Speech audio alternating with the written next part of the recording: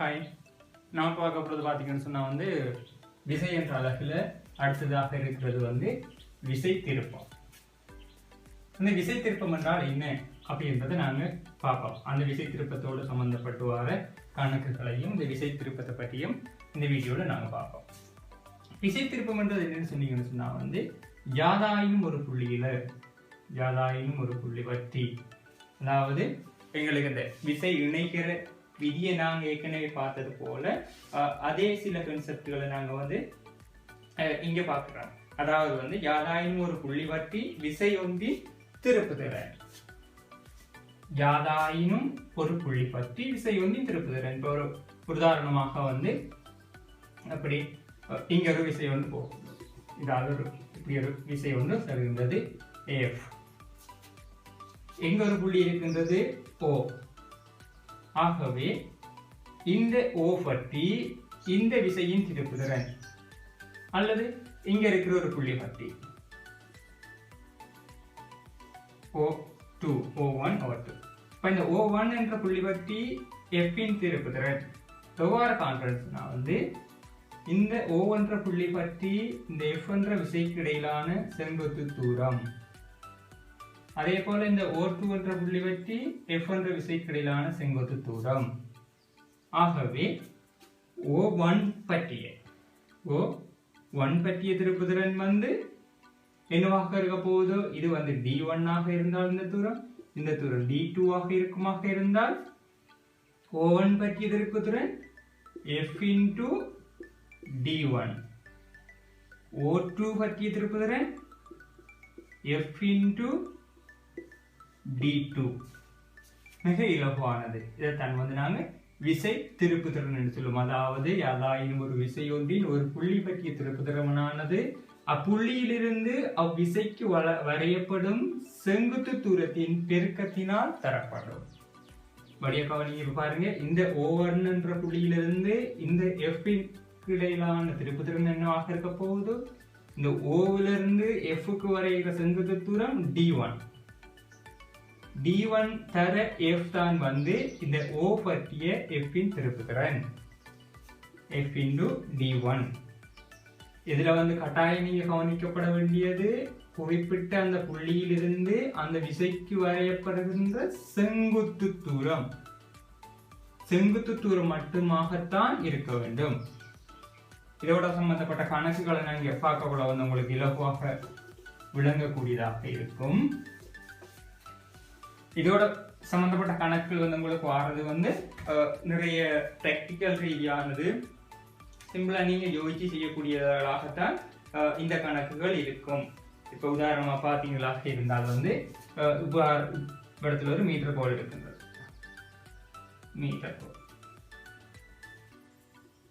இருக்கின்றது. இந்த புள்ளியில 10 நியூட்டன் விசை கொடுக்கின்றார்கள். அப்ப மீட்டர் கோலாக இருந்தால் 1 மீட்டர் தானே, 1 மீட்டர். ஆகவே A என்ற புள்ளியில், A எனும் புள்ளியில், இந்த புள்ளியில இந்த இடத்த நீங்க பிடிச்சிருக்கிறீங்க, A எனும் புள்ளியில்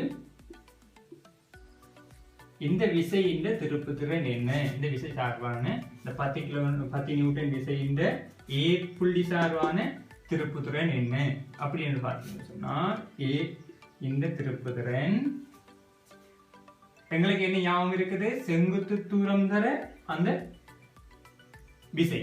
ஆகவே செங்குத்து தூரம் வழியா பாருங்க, இதுதான் அந்த செங்குத்து தூரம் 1 மீட்டர்.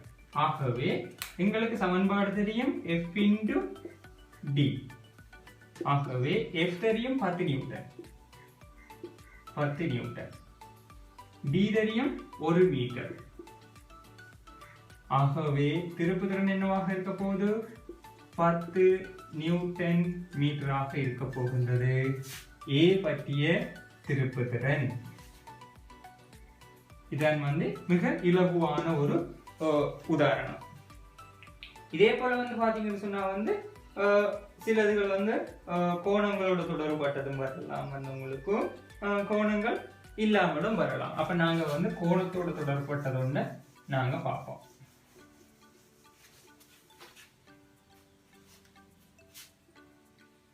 கோணத்தோட தொடர்பட்ட ஒரு கணக்குன்னு பார்ப்போம்.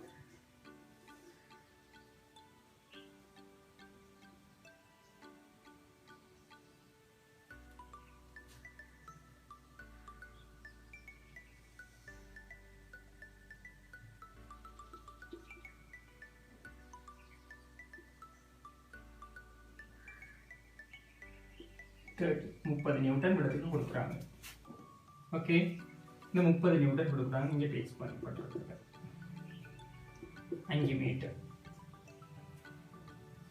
இது வந்து 60 வாகை இவ்வாறு இருக்கின்றது. இப்ப உங்கள்கிட்ட இருப்பாங்க ஒரு கேள்வி வந்து ஏ எனும் புள்ளியை சார்பான அமைப்பின் திருப்புத்திறன் யாது அப்படின்னு இருக்கப்பல நீங்க என்ன செய்யலாம், இலப்பாக வடிவா செய்யலாம். உங்களுக்கு தெரியும், உங்களுக்கு கட்டாயம் நீங்க தெரிய வேண்டியது என்ன, செங்குத்து தூரம். இப்ப செங்குத்து தூரம் இந்த விசைக்கு நாங்க எடுக்கணுமாக இருந்தால் வடிவ பாருங்க.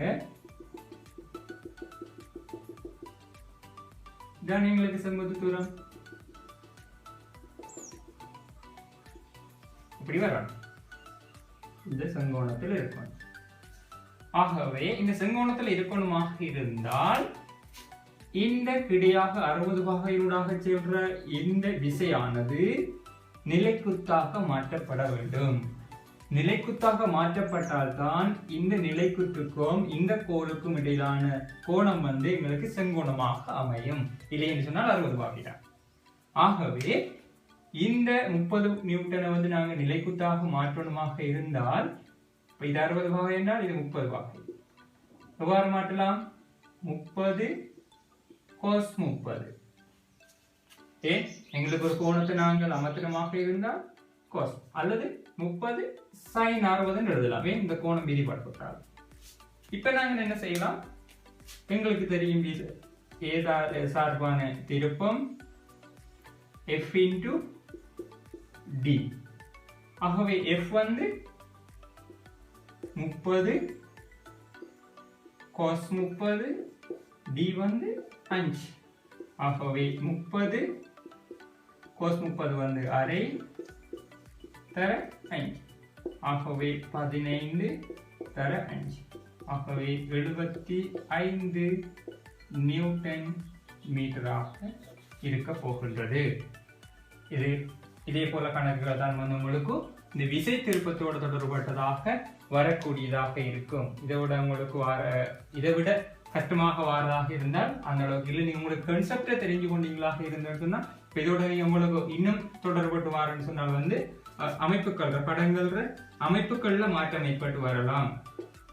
உதாரணமாக இவ்வாறு ஒரு கோல், இப்படி அமைப்புடைய ஒரு கோல் வந்து இங்கு விசை வழங்கப்படுற மாதிரி இவ்வாறான கன்செப்டுகள்லையும் வந்து கணக்கில் வரலாமா. உங்களுக்கு பேசிக் கன்செப்டை நீங்க அடிப்படையான நாலேஜை நீங்க பெற்றுக்கொண்டீங்களாக இருந்தால் என்ன செய்யலாம், எப்படியான பிரச்சனைகளை நீங்க வந்து இலகுவாக தீர்த்து கொள்ளக்கூடியதாக இருக்கும்.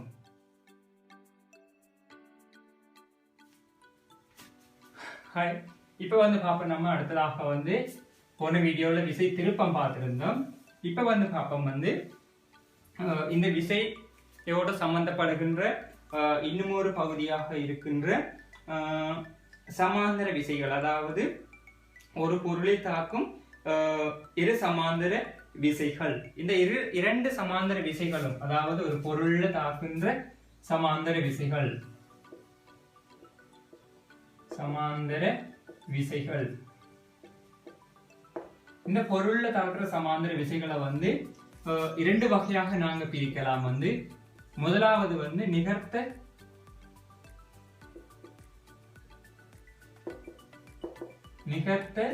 சமாந்தர விசை. அடுத்தது வந்து பாத்தீங்கன்னு சொன்னா வந்து நிகர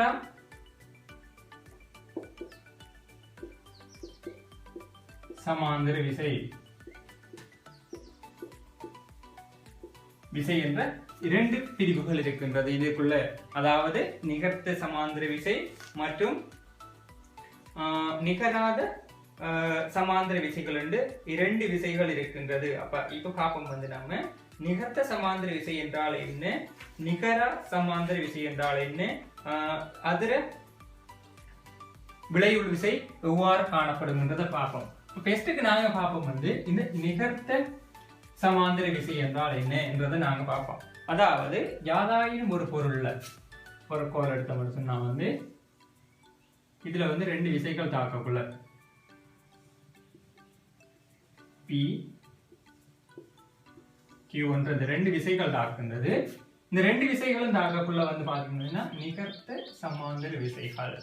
இப்ப இவ்வாறான 2 விசைகளும் ஒரே திசையில தாக்கக்குள்ள வந்து என்ன செய்ய போகுதுன்னு சொன்னா வந்து இப்ப சப்போஸ் இந்த 2 விசைகளும் இது ஒரு 5 நியூட்டன், இது ஒரு 6 நியூட்டனாக, இது ஒரு 5 நியூட்டனாகவும் இது ஒரு 6 நியூட்டனாகவும் இருக்குமாக இருந்தால் இதோட விளைவுள் விசையும் வந்து எங்களுக்கு தெரியும் பெரித சார்ந்திருக்க போகின்றது R.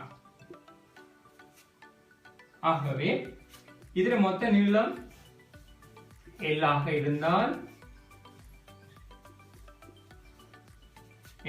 இருந்தால் R வந்து எவ்வாறு கணிக்கப்படுமாக இருக்கும், R அதாவது விளைவுள் விசை சமன் பெரிய விசை மைனஸ் சிறிய விசை Q மைனஸ் P, அதாவது 6 minus 5 equal to 1 Newton. 1 Newton தான் விளைவுள் விசை இதுல தாக்க போகின்றது. அந்த 1 நியூட்டன் விளைவுள் விசை எந்த இடத்துல தாக்க போகுதுன்றதை நான் எப்படி காண்றேன்னு சொன்னால் வந்து இந்த தூரம் x ஆகவும் இந்த தூரம் y ஆகவும் இருக்குமாக இருந்தால் Px ஈக்குவல் டு Qy ஆக இருக்க போகின்றது. Qy ஆக இருக்க போகின்றது.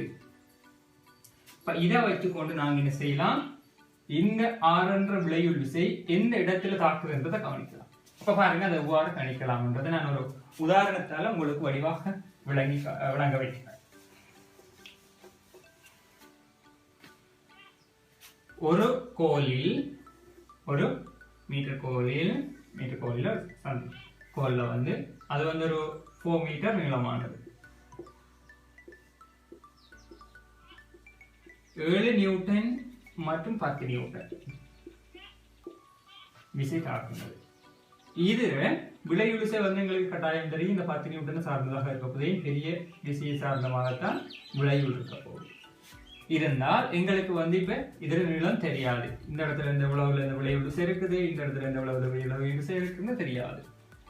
அப்ப நான் என்ன செய்யறேன்னு சொன்னா மொத்த நீளம் வந்து 4 மீட்டர், இதை வந்து x என்ற நீளத்தால நான் குறிக்கிறேன். x விருப்பம்னா நீங்க இங்கால நீளத்தை x ன்னு குறிக்கலாம், அது உங்களை பொறுத்தது. நான் இதை x ன்னு எடுத்திருக்கிறேன். x ன்னு எடுத்தேன்னு சொன்னா இந்த நீளத்தை நான் என்னன்னு சொல்லலாம், மொத்த நீளம் 4 மீட்டர், இது x வெயிட்னு சொன்னா இது வந்து 4 மைனஸ் x இவ்வாறு குறிக்கலாம். மொத்தம் 4, இது x ன்னு சொன்னா இந்த 4ல இருந்து இந்த x கழிக்கணும்னு சொன்னா இது வரும். ஆகவே விளைவுள் வந்து எவ்வாறு இருக்க போது பெருசில இருந்து சிறுசா கழிக்க வர்றது 10 மைனஸ் 7, ஆகவே 3 நியூட்டன் ஆக இருக்க போகுது. எந்த இடத்துல தாக்க போகுதுன்றதுக்கு எவ்வாறு நான் கணிக்கிற, இந்த விசை தர இந்த நீளம், இந்த விசை தர இந்த நீளம், ஆகவே 7 நியூட்டன் தர x சமன் 10 நியூட்டன் தர 4 sin x. ஆகவே 7x சமன் 40 மைனஸ் 10x. ஆகவே 40 சமன் 17x. ஆகவே x சமன் 40/17. ஆகவே 7 நியூட்டன்ல இருந்து 40/17 என்ற தூரத்தில் இந்த R என்ற விளைவுள் விசை இந்த மீட்டர் கோல்ல தாக்க போகுதுன்றதுதான் இதுல அர்த்தமாக இருக்கின்றது. வடிவா கவனிங்க. டெஸ்டுக்கு நாங்க என்ன செஞ்சோம்னா இந்த நீளத்தை x என்று எடுத்து நான் எனக்கு தரப்பட்டது மொத்த நீளம் மட்டும். ஆகவே எனக்கு இந்த நீளம் தெரியாது, இந்த நீளம் தெரியாது. பெஸ்ட்டுக்கு நாங்கள் இதை எக்ஸ் எடுத்தோம்னா இது எக்ஸ் ஆக இருந்தால் இது வந்து இந்த 4ல இருந்து இந்த எக்ஸ் பகுதியை கழிச்சுட்டு இது வரும். சிம்பிள் அது. ஆகவே 4 மைனஸ் எக்ஸ் இந்த பகுதியாக எடுக்கிறேன். எங்களுக்கு விளையுள் விசை தாக்குற அந்த சமன்பாடு எங்களுக்கு எப்படி நாங்கள் கணிக்கணுமே ஏற்கனவே இவ்வாறான ஒரு மீட்டர் கோள் இருக்குமாக இருந்தால் QP இதில் தாக்குன்ற இந்த R இது x இது y ஆக இருந்தால் Px equal to Qy. இந்த கான்செப்டை வச்சுக்கொண்டுதான் நான் இங்கே பிரதியிட்டிருக்கிறேன். இந்த 7 நியூட்டன் தர x இங்கே இந்த 10 நியூட்டன் தர 4 psi x என்பதை பிரதியிட்டுக் கொண்டுதான் நான் இங்கே பிரதியிட்டிருக்கிறேன். வடிவா நீங்க கவனிச்சீங்கன்னு சொன்னா நீங்க ஒருக்கா சுயமாக செஞ்சு பார்த்தீங்கன்னு சொன்னா எல்லாம் விளங்கக்கூடியதாக இருக்கும். இதான் வந்து இந்த விசை திருப்பத்தில் இருக்கின்ற நிகர்த்த சமாந்தர விசைகளாக இருக்கின்றது. அடுத்தது வந்து பாத்தீங்கன்னு சொன்னா வந்து நிகர சமாந்தர விசைகள். நிகர சமாந்தர விசைகள் அடுத்த வகை வந்து இரண்டாவது வகை நிகராத சமாந்தர விசை. நிகராதது நிகராத சமாந்தர விசை அதாவது அதே கோல்ல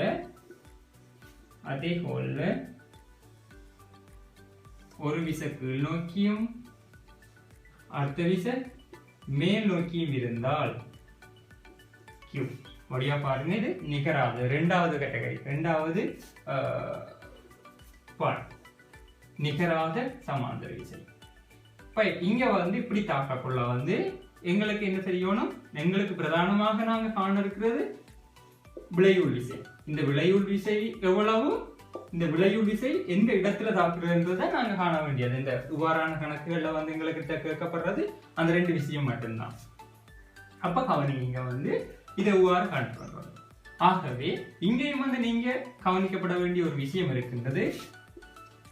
P பெரிது Q அதே நேரம் Q பெரிது P.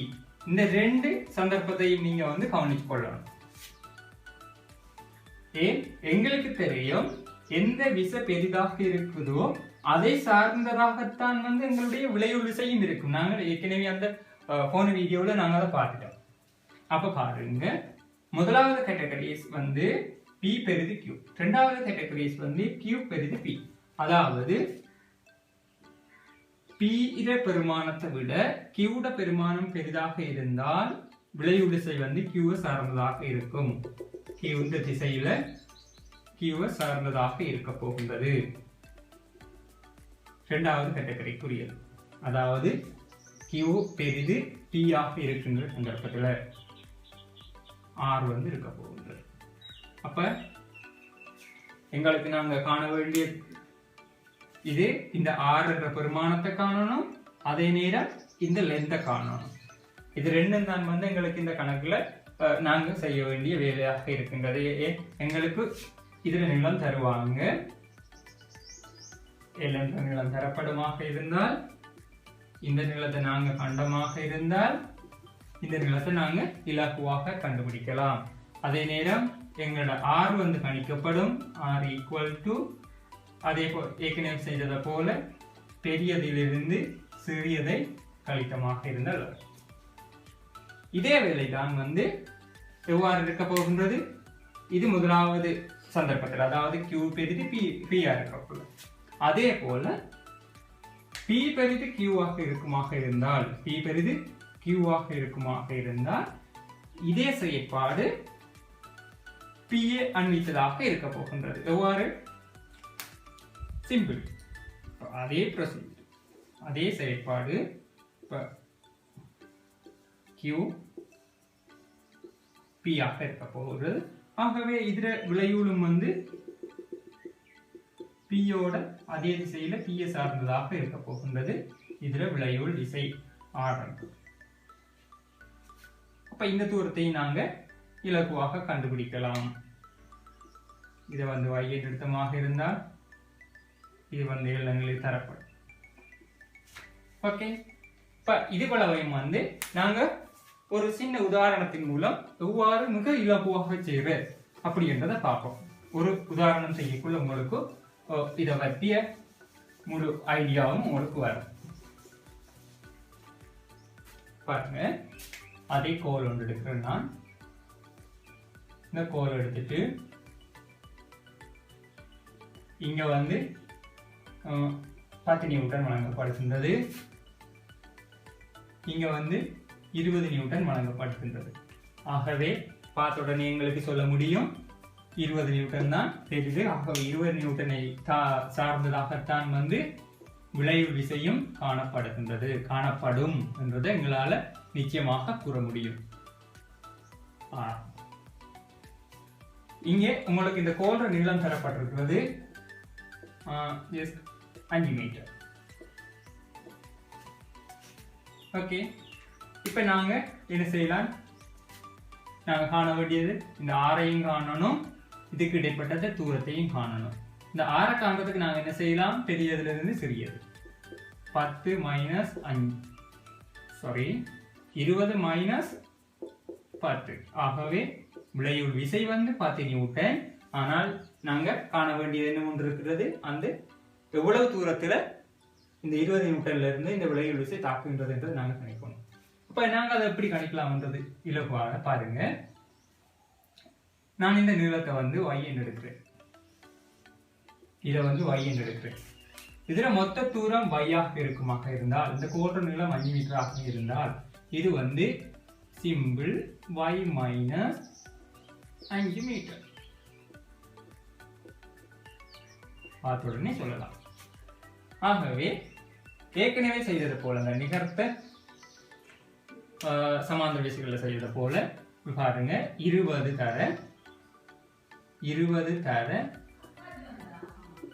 y மைனஸ் 5 மீட்டர் சமன் 10 தர y. படியா கவனிங்க, இந்த y-ஐயும் 10ஐயும் பெருக்கி அதே போல இந்த நீளத்தையும் இந்ததையும் ஏற்கனவே செய்த அதே செயற்பாடு. இப்போ பார்த்தீங்கன்னு சொன்னா 20y மைனஸ் 100 சமன் 10y. ஆகவே 20y minus 10y equal to 100.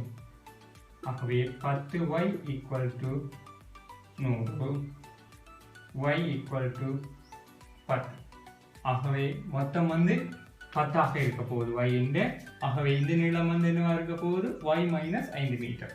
ஆகவே இந்த நீளம் வந்து y மைனஸ் 5 மீட்டர் ஆக இருந்தால் y 10. ஆகவே 10ல இருந்து 5 கழிச்சிங்க சொன்னால் வந்து 5 மீட்டர். அப்ப இந்த 20 நியூட்டன் தாக்குற அதே திசையில 5 மீட்டர் தொலைவில் 6 என்ற இந்த 10 நியூட்டன் விளைவுள் விசை தாக்க போகின்றதுதான் இதர செயற்பாடாக இருக்கின்றது. இதே போல இலகுவான கணக்குகள் தான் வந்து உங்களுக்கு இந்த நிகர்த்த சமாந்தர விசை மற்றும் நிகராத சமாந்தர விசைகள்ல உங்களுக்கு தரக்கூடியதாக இருக்கின்றது. இதோட கொஞ்சம் பெரிதாக வரணும்னு சொன்னால் வந்து உங்களுக்கு இந்த கோள்கள் வராம அதோட சம்பந்தப்பட்ட வேற உருக்களை தந்து அதோட சம்பந்தப்படுத்தி தரலாம்.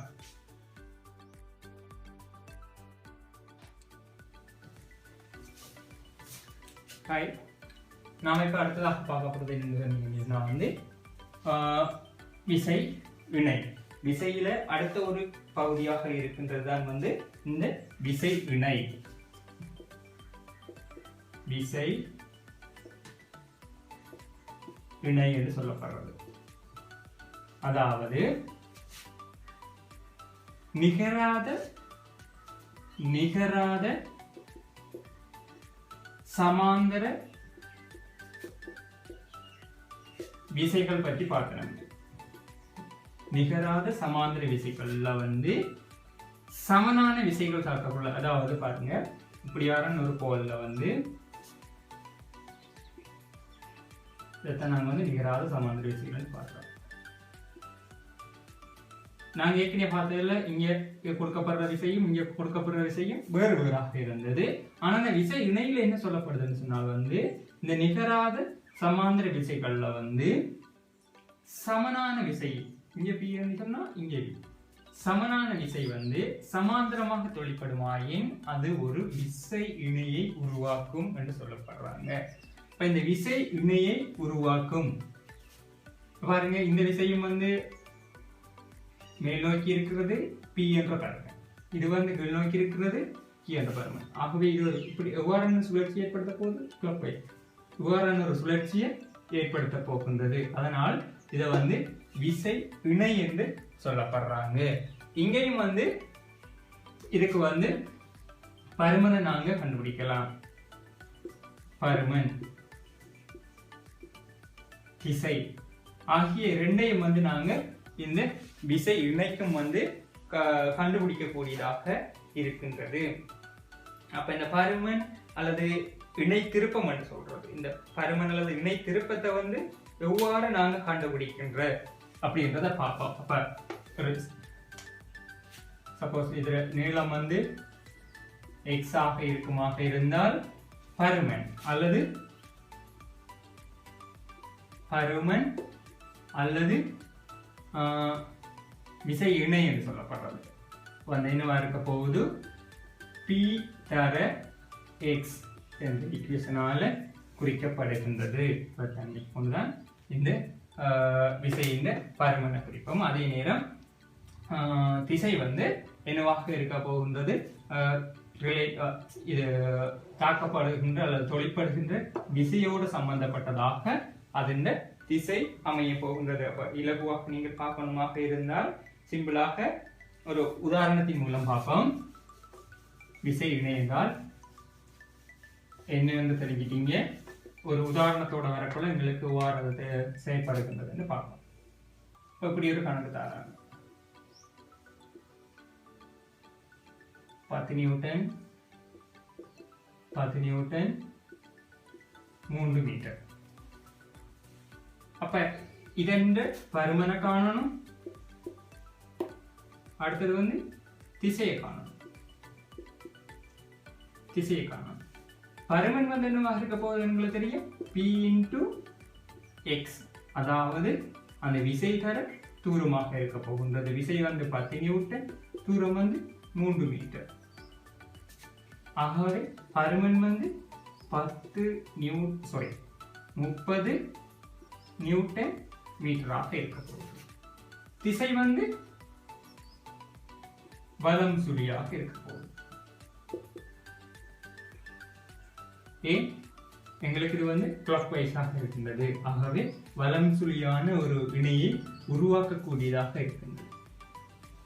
இதே போல கணக்குகள் அல்லது வண்டில் சக்கரங்களோடு தொடர்புபட்ட சில கணக்குகளும் உங்களுக்கு கேட்கப்படலாம். உதாரணமாக இவ்வாறு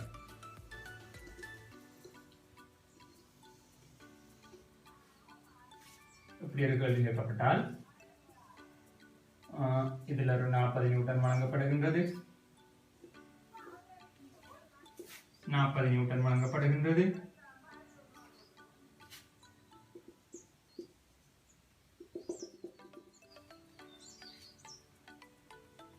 இது வந்து 0.5 மீட்டர், இதுவும் வந்து 0.5 மீட்டர், இது வந்து 0.1 மீட்டர் விட்டம், அரை. இவ்வாறாக இருந்தால் உங்கள்ட்ட கேட்கலாம் கேள்வி, ஏ பி எனும் புள்ளியில் இணையின் பருமனை மாற்றாமல் சிடியில் அதே இணையை பிரயோகித்து பிரயோகிக்க வேண்டுமாயின் டி புள்ளியில் வழங்க வேண்டிய விசை யாது? பாருங்க, ஏ பி என்ற புள்ளியில் இருக்கிற ஏபி என்ற புள்ளியில் வழங்கப்படுகின்ற அதே இணையை பிரயோகித்து சிடி என்ற புள்ளியில வச்சுக்கொண்டு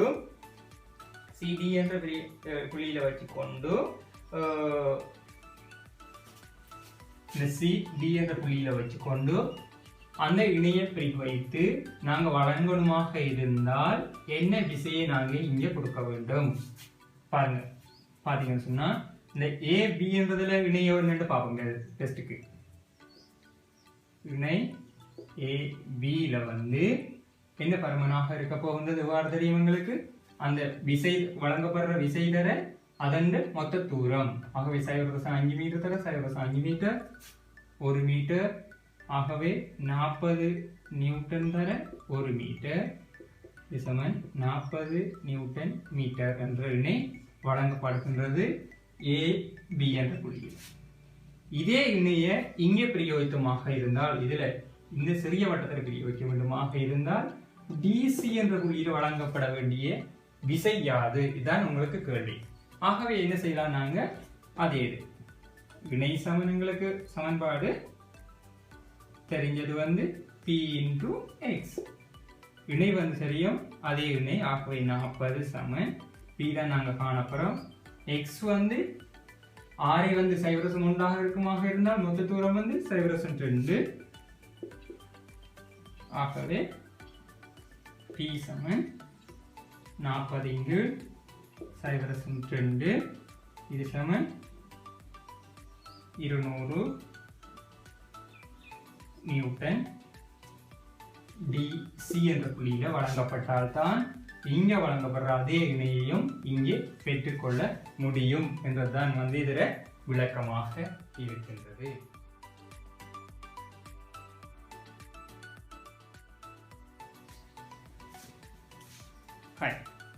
நாம இந்த வீடியோவில் திருப்பி பார்க்க போகிறது வந்து விசையில இறுதியாக இருக்கிறது தான் வந்து இந்த உராய்வு.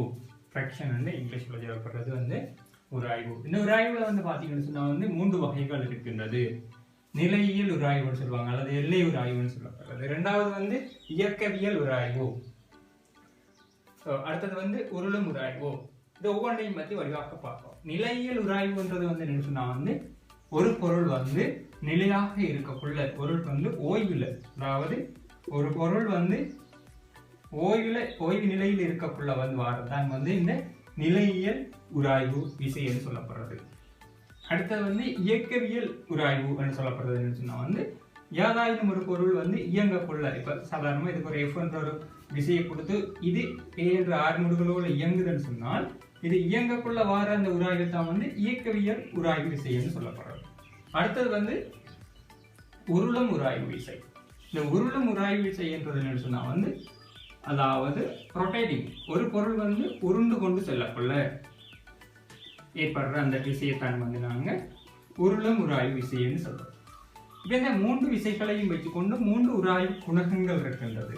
அதே பேரோட நிலையியல் உராய்வு குணகம் அல்லது எல்லை உராய்வு குணகம், இயக்கவியல் உராய்வு குணகம், அடுத்தது வந்து உருளும் உராய்வு விசை குணகம். இந்த 3 குணகங்களும் இருக்கின்றது. உராய்வு குணகங்கள் 3 இருக்கின்றது. குணகம் அதாவது நிலையியல் உராய்வு குணகம், அடுத்தது இந்த இயக்கவியல் உராய்வு குணகம், உருளும் உராய்வு குணகம் வந்து 3 உராய்வு குணகங்கள் இருக்கின்றது. நாங்க மியூவால அழைக்கிற நாங்கள் உராய்வு குணகத்தை உங்களுக்கு தெரியும். அது வந்து மியூ என்ற ஒரு எழுத்தால உராய்வு குணகத்தை நாங்கள் இப்போ டெஸ்ட்டுக்கு பார்ப்போம். இந்த நிலையியல் உராய்வு குணகம் என்றால் என்ன? இந்த நிலையியல் உராய்வு குணகம் என்றது என்னன்னு பார்த்தீங்களாக இருந்தால், யாராயினும் ஓய்வுள்ள பொருளுக்கு நீங்க விசையை வழங்க கொள்ள திடீரென அந்த பொருள் இயங்காது. உதாரணமாக இப்படி ஒரு பொருள் எடுக்கிறீங்க. இந்த பொருள் எடுத்தீங்களாக இருந்தால் இந்த பொருளுக்கு நீங்க ஒரு விசையை வழங்க தொடங்கக்குள்ள ஃப்ராக்ஷன் வந்து ஆப்போசிட் எதிர் திசையில தான் வந்து இந்த உராய்வு இருக்க போகின்றது. எஃப்எஸ் நிலையியல் உராய்வு குணகம். இந்த எஃப் என்ற விசையை நீங்க இதுக்கு வழங்க தொடங்கக்குள்ள என்ன செய்யணும்னு சொன்னா உடனே இந்த பொருள் வந்து இயங்க தொடங்காது. இப்ப இந்த விசையை நீங்க சாதாரணமா 1 நியூட்டன்ல இருந்து அப்படியே கொஞ்சம் கொஞ்சமா கூட்டி போகக்குள்ள ஒரு குறிப்பிட்ட விசையை அடைஞ்சதுக்கு பிறகுதான் வந்து இந்த பொருள் வந்து மூவ் பண்ண தொடங்கும். நீங்க அப்படியே ப்ராக்டிக்கலாயும் பார்க்கலாம். யாராயும் ஒரு பொருளை நீங்க தள்ள ஸ்டார்ட் பண்ணீங்கன்னு சொன்னா நார்மலா விசை கொடுக்கக்குள்ள தள்ளப்படாது. இன்னும் கொஞ்சம் கூட கொடுத்து பார்ப்பீங்க, தள்ளப்படாது. இன்னும் 2 பேர் சேர்ந்து தள்ளி பார்ப்பீங்க, தள்ளப்படும். இப்ப அந்த தள்ளப்படுற அந்த சந்தர்ப்பத்துல இருக்கிற அந்த உராய்வை தான் வந்து நாங்க என்ன செய்வோம், நிலையியல் உராய்வு என்று சொல்வோம். அந்த நிலையியல் உராய்வு சம்பந்தப்பட்ட இந்த நிலையியல் உராய்வு குணகம் என்றது மியூ எஸ் என்பது வந்து என்ன சொன்னால் வந்து அந்த எஃப்எஸ்க்கும் இதோட சேர்ந்த செவன் மரதாக்கத்துக்கும் அந்த பொருளின் செவன் மரதாக்கத்திற்கும் இடையிலான தொடர்பைத்தான் வந்து நாங்க என்ன சொல்றோம்னு சொன்னா வந்து நிலையியல் உராய்வு குணகம். இப்ப நிலையியல் உராய்வு குணகம் என்றது வந்து நாங்க அந்த பொருளுக்கு விசையை வழங்கி கொண்டிருக்கக்குள்ள அது இயங்க எடுக்கின்ற, அது மூவன் எடுக்கின்ற அந்த சந்தர்ப்பத்தில் இருக்கிற அந்த விசையையும் அதோட இருக்கின்ற அந்த பொருள் செவ்வன் மறுதாக்கத்துக்கும் இடையிலான தொடர்பைத்தான் வந்து நாங்க என்னன்னு சொல்றோம்னு சொன்னா வந்து நிலையியல் உராய்வு குணகம் என்று சொல்றோம். அடுத்தது வந்து 2வது இருக்கிறதுன்னு இயக்கவியல் உராய்வு குணகம். இப்ப இந்த இயக்கவியல் உராய்வு குணகம் சொன்னால் இப்ப நாம ஒரு வாகனம் ஒன்றை ஓட்டி கொண்டு சொல்லக்குள்ள வந்து கட்டாயம் வாகனத்துக்கும் தரைக்கும் இடையிலான ஒரு விசை ஒன்று இருக்கும், உராய்வு ஒன்று இருக்கும். அந்த உராய்வில் சொன்னால் வந்து எங்களால வாகனத்தை சரியாக செலுத்த முடியாது. ஆகவே அந்த வாகனங்கள் டயருக்கும் அந்த மேற்பரப்பு, அது தொடுகை விடுற அந்த மேற்பரப்புக்கு இடையிலாக ஒரு உராய்வு இருக்கும். அந்த உராய்வை வந்து நாங்க என்னென்னு சொல்றோம்னு சொன்னால் வந்து இயங்கி கொண்டிருக்கக்குள்ள வர உராய்வு, அதாவது ஒரு ஆர்முடுகளோட இயங்கி கொண்டு இருக்கக்குள்ளவார அந்த உராய்வு FD க்கும் இதர செவ்வன் மரதாக்கத்துக்கும் இடையிலான தொடர்பைத்தான் வந்து நாங்க இயக்கவியல் உராய்வு குணகம் என்று சொல்கின்றோம். இயக்கவியல் உராய்வு குணகம் என்று சொல்கின்றோம். நிலையியல் உராய்வு குணகம். அடுத்தது வந்து 2வதாக பார்க்கிறது வந்து இயக்கவியல்